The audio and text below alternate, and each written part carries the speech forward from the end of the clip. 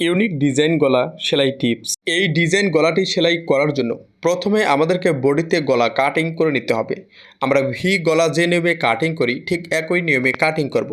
গলার সরানোর দুই ভাগের এক ভাগে একটা মার্জিন দিয়ে নেব। এরপর গলার সরানোতে ইনসেপটা বসিয়ে গলার ডিপ অনুযায়ী একটি দাগ দিয়ে নেব।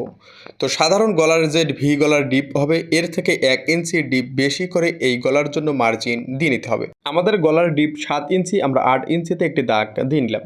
এরপর ইনসেটে বসিয়ে সোজা একটা মার্জিন টেনে নিতে হবে। এই নিয়মে ভি করে মার্জিনটা টেনে নেওয়ার পর এই গলার মার্জিন অনুযায়ী আমাদের গলা কাটিং করে নিতে হবে। তো ভি গলার মাপ অনুযায়ী গলাটা কাটিং করে নিব। এবার গলার ডিবে ইনসেটেরটা বসিয়ে 7 থেকে 7.5 ইঞ্চি নিচে একটি দাগ দিয়ে কেসি দিয়ে মাঝখানে কেটে নেব।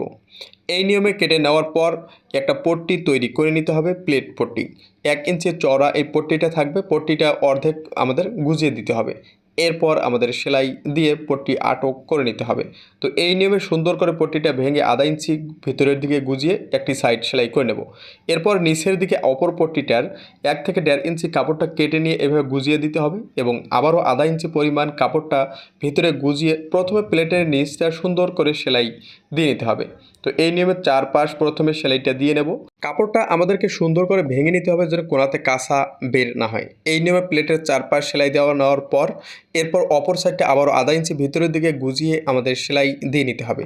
তো এই নিয়মে দুই সাইডে দুটো পট্টি সেলাই করে নেওয়ার পর ডান পাশের পট্টিটা বাম পাশের উপরে এভাবে তুলে দিয়ে একটি সেলাই দিয়ে নিতে হবে। তো গলার ডিপ অনুযায়ী আমাদের মাঝখানে গলার ডিপটা বের করে নিতে হবে। এই নিয়মে সেলাই করার পর দুই সাইডেই আমাদের লবে লবে একটি টপ সিন দিয়ে নিতে হবে। তো এই নিয়মে সেলাই করলেই আমাদের এই গলার ডিজাইনটি কিন্তু সেলাই হয়ে যাবে। ভিডিওটি উপকার আসলে শেয়ার করুন।